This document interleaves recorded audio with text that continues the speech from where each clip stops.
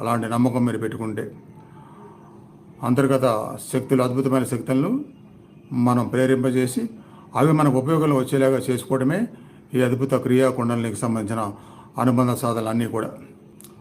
అలాంటి సాధనలే మనం ప్రతిరోజు చేస్తున్నాము.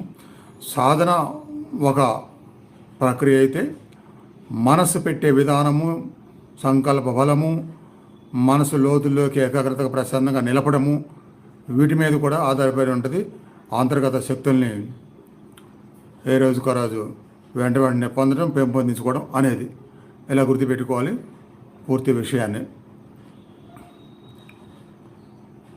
సాధనలు ఎంతోమంది మొదలు పెడతారు, మాకేం తెలియట్లేదని కొందరు అంటారు. మొదలుపెట్టిన కొన్ని రోజులకి చాలా తెలిసిందని కొందరు అంటారు.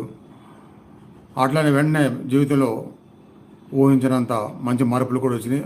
హెల్త్ బాగుండటం మొదలైంది. ఇలా కూడా